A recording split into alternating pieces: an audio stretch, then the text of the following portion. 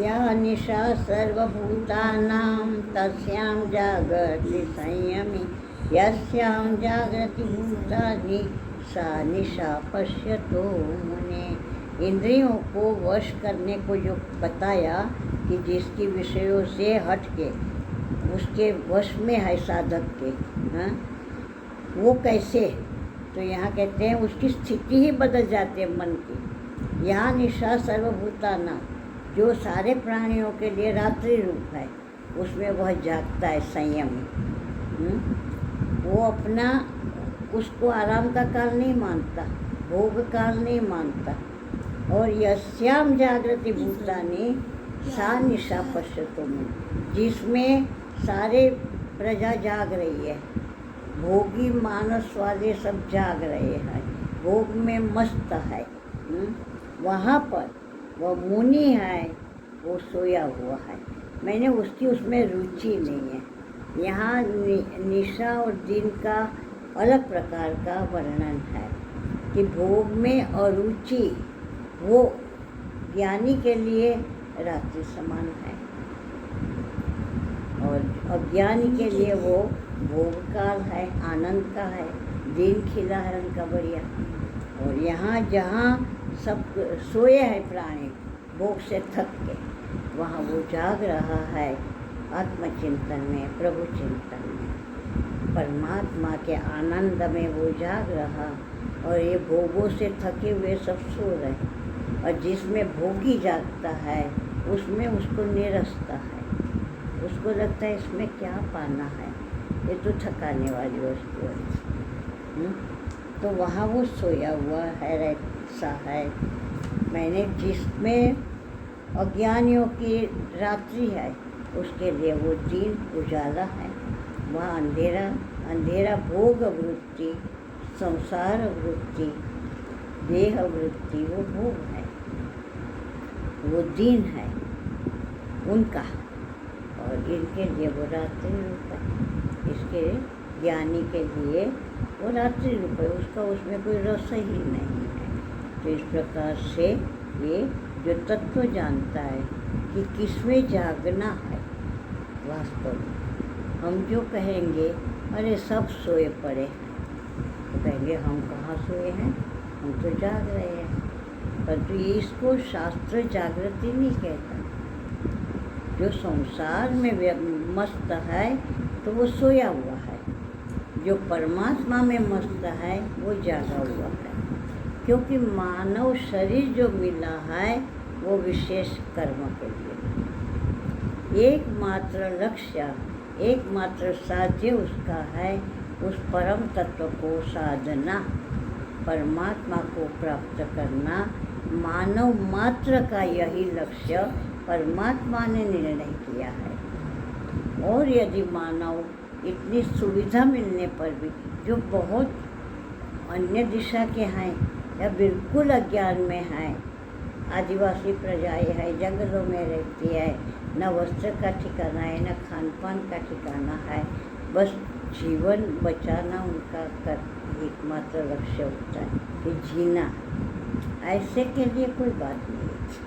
पर तो जिस मनुष्य को सब सुविधाएं मिली है, अच्छा कुल जाति धर्म कुछ समझ मिली है, कुछ पढ़े हैं, कुछ दिशाएं और खिली भी है कि अगर वो शास्त्रों की दिशा में जाता है, सत्संग में जाता है, तो वो दिशा उसकी बदली है और इसके बाद भी वो वैसा ही रहे, तो भगवान को गुस्सा आता है। जैसे वो उस दिन मैंने कहानी सुनाई थी शंकराचार्य भगवान की, वो पंडित लोग कहते थे कि आप जीव को ब्रह्म क्यों कहते हो, कहा था ना। तो उन्होंने फिर यूँ उपदेश नहीं ग्रहण होगा इनको, इसलिए सीधा ही वो नाई को साष्टांग नमस्कार करके, नाई घबरा गया बेचारा, महाराज क्या कर रहे क्या कर रहे, मुझे पाप लगेगा। अरे मैं कहाँ का ब्रह्मा, मैं तो एक जीव हूँ सामान्य, अपना काम करता हूँ, धंधा और रोटी कमाता हूँ। तब इन्होंने कहा कि एक अज्ञानी अनपढ़ नाई, एकदम नीचे कक्षा का शूद्र जाति, वो भी जानता है कि मैं जीव हूँ, तो तुम इतना चारों वेद वेदांग षड्दर्शन पढ़ के भी यही जाना कि मैं जीव हूँ, तो तुमने पढ़ा ही क्या?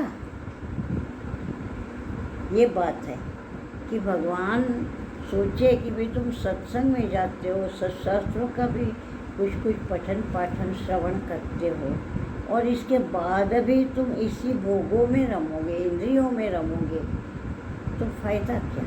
इसीलिए इसको कहा इंद्रियों में वश में करने वाला महापुरुष होता है। और ऐसा महापुरुष जो इंद्रियों को वश में कर चुका है, वो भोगमय जो जीवन है वो उसके लिए रात्रि समान है, और जो परमात्मा के चिंतन में वो समय गुजारता है वो उसकी वास्तविक जागृति है उसकी दृष्टि में।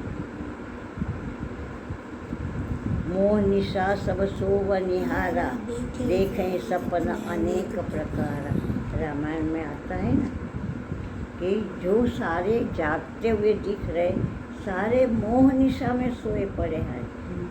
ये मेरा सगा, ये मेरी ये संपत्ति, ये मेरा कर्तव्य, और इसमें खुशी मिलती है, इसमें वो आनंद मना रहा है।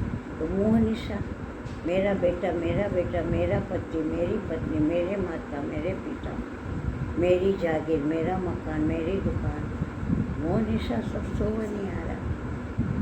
तो ये सारा क्या हुआ है? उनकी प्राप्तियाँ क्या है? स्वप्न समान, देखे सपन अनेक प्रकार। हम ये करेंगे, ये पालेंगे, वो कर लिया, उतना हो गया, अब आगे उतना कर लेंगे। तो ये सारा जो उनकी प्राप्तियाँ हैं वो वास्तविक प्राप्तियाँ नहीं है, वो तो स्वप्न है। तो स्वप्न में प्राप्ति हुई तो भी क्या मिला, और कुछ गंवाया तो क्या गंवाया? दोनों असत है। तो इसी प्रकार से सच्ची जागृति क्या है, भगवान इसमें स्थित प्रज्ञा के लक्षणों के माध्यम से समझा रहे, और एक साधक के लिए अपनी साधना बता रहे हैं कि तेरे को स्थित प्रज्ञा की स्थिति प्राप्त करनी है। केवल पढ़ के रख नहीं देनी है, सुन के रख नहीं देनी है। तेरे में चाहे तू एक ही श्लोक इसका पकड़ ले जो तुझे सबसे ज़्यादा सरल लगे पालन करने में, पर तू फिर इसको आज सुबह से शाम तक मैं इसका पालन करूँगा। गलती होगी दोबारा व्रत लेना, अब कल हो गई गलती, आज नहीं करूँगा, फिर गलती होगी, चाहे 10 बार गलती हो। नित्य प्रति नया निश्चय, जैसे नित्य सूर्योदय नया रोशनी लेके आता है। कल की रोशनी तो वो आप सबको दे के चला गया, वो वापस नहीं ले गया है लौट के कि लो आपको प्रकाश ऐसा सब समेटो ना, वो तो यहीं गया। उसकी किरणें धरती में आके प्रकाश फैला के स्वयं को यहीं ख़त्म करके रही है।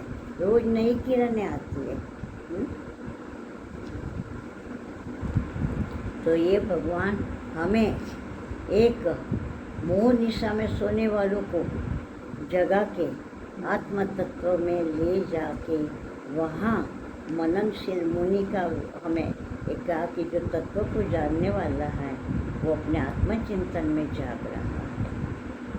और वो कभी दिन ऐसे जब होता है ना कि हम सतत परमात्मा की स्मृति में रहते हैं, कार्य तो शरीर करेगा ही करेगा, करना पड़ेगा। संसार में आया है तो शरीर को उसी के अनुकूल रहना पड़ेगा, उसमें वो कुछ फर्क नहीं कर सकता।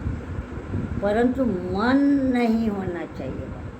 मान लो आपके घर में शादी है और उसी समय आपका निकट का कोई ऐसी स्थिति हो गई, अस्पताल में ले गया, आप साड़ी गहने पहन के अस्पताल में उसके पास खड़े हो, और कुछ समय बाद जरा स्थिति सुधरी तो आप यहाँ शादी में आए, क्योंकि आप मुखिया हो, आपको संभालना। आप सबको हंसोगे, नहीं खाओ खाओ, ये करो, अरे आ गए आओ, अरे फलानी आए, सब करोगे, तो आपका मन कहाँ है? इनका कोई भी कार्य इतना व्यवस्थित करते हुए भी, हंसते हुए भी, सबका आदर सत्कार, सब क्रिया करते हुए भी मन नहीं है इसमें। तो बिना मन के काम आप यूँ भी कई बार करते हो, जो आपको अच्छा नहीं लगता जो व्यक्ति, उसका काम कर देते हो आप, पर आप मन के बिना करते हो, वो भी आपको आता है और ये भी आपको आता है। तो ये वाला सीखने का है, वो वाला नहीं। हमारे को कोई भी व्यक्ति पसंद नहीं है, वो निकल जाना चाहिए, क्योंकि भगवान ने कहा कि सब कुछ मैं ही हूँ।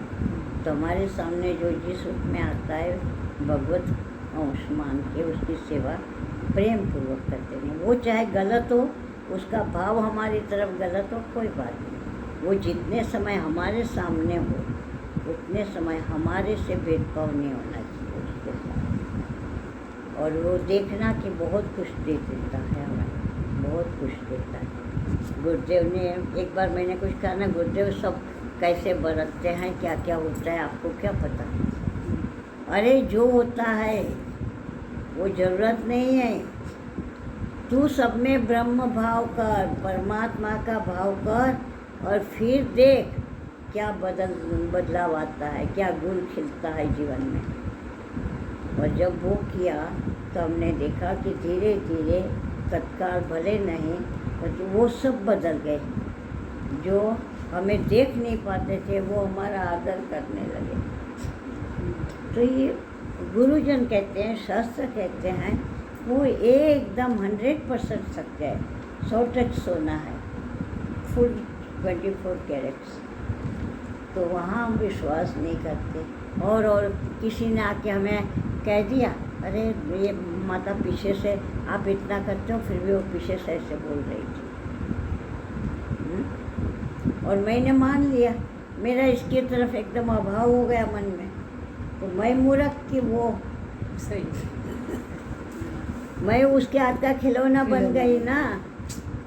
शुरू में हम दोनों को अलग करने का बहुतों ने प्रयत्न किया। सब इसको बहुत भड़काते थे, अरे सारा समय वहाँ उसकी गुलामी क्या करना है, मैंने मेरी ना करे उसकी जाके करे। और कुछ लोग ऐसे होते थे, हाँ कहते आप दोनों की जोड़ी बनी हुई। मैंने कहा ना हम जोड़ी बनाने में मानते हैं, ना हम जोड़ी तोड़ने में मानते हैं। ऊपर वाले ने जिसको जहाँ रखा है उसने वहाँ रहना है, जिसके साथ रखा है उसके साथ रहना है, और जैसे रखता है वो उसमें प्रेम करना है, बस ये हमारा मत।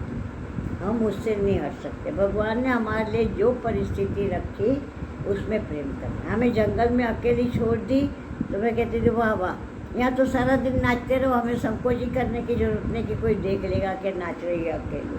कितना आनंद है यहाँ तो जंगल में, बस मौज है, न कोई देखने वाला न सुनने वाला, जहाँ रखे आनंद है। यही मुश्किल कि सच्चा जंगल का जीवन क्या होता है, कहाँ कहाँ से पानी भरना, कहाँ कहाँ से कपड़े धो के आना, और यहाँ आवाज़ दो तो कोई सुनने वाला नहीं।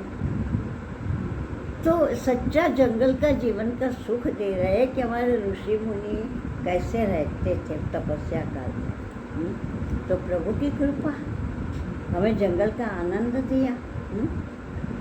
बस्ती में तो पहले भी रहे, अब भी बस्ती में आ गए बीच में।